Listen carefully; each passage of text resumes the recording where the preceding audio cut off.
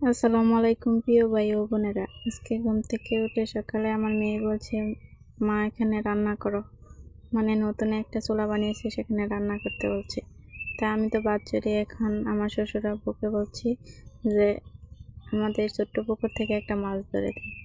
তা অনেকক্ষণ জাল দিয়ে খাওয়ানোর পরে মাছ পাচ্ছে না, অবশেষে একটা মাছ পেয়েছি, ছোট্ট একটা তেলাপিয়া। কিছুদিন আগে আমি এই মাছগুলো এই পুকুরে ছেড়েছিলাম, আর দেখেন মাছগুলো কত বড় হয়ে গেছে। নিজের পুকুরে মাছ খাওয়ার মজাই আলাদা। তো আজকে একটা মাছ আমার মেয়েকে রান্না করে দিব। আমার শাশুড়ি তাড়াতাড়ি করে মাছটি কেটে দিল আর ধুয়ে দিল। আমি তো এদিকে এদিকে সব কিছু জোগাড় করে বসে রয়েছি।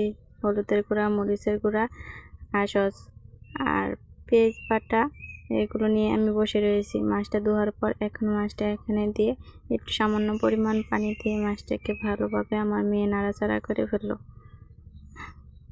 সব কিছু একসাথে মিশিয়ে এখন আমরা হাঁড়িতে দিব। এর আগে দেখলাম ভাতটা হয়েছে নাকি। হ্যাঁ, ভাতটা তো হয়ে গেছে। এখন ভাতটা ভালোভাবে, পাতিলটা ভালোভাবে নুচিয়ে এখন রেখে দিয়ে এখন আরেকটা পাতিল দিব মাছটা ভাজার জন্য। আমার মেয়ের কোনো খেলার সঙ্গী নেই, একাই বাড়িতে থাকে। তাই আমি চাই মাঝে মাঝে তার সাথে খেলা করতে। এরকম ছোটোখাটো রান্না করি আর ওর সাথে মজা করি। যারা আমার এই ভিডিও দেখতে চান তারা অবশ্যই আমাকে একটু ভালোবাসা দিবেন, আমার চ্যানেলটা একটু সাবস্ক্রাইব করবেন। আর এই যে দেখেন পাতিলটা এখানে দিয়ে সামান্য পরিমাণ তেল দিয়ে দিলাম।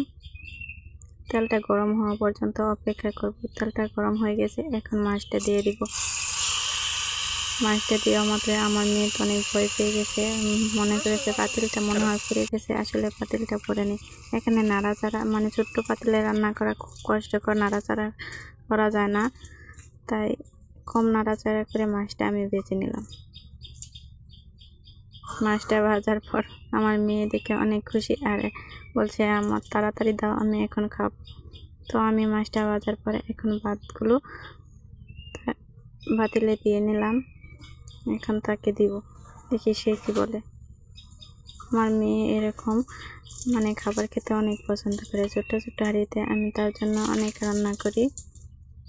আজকে রান্না করলাম।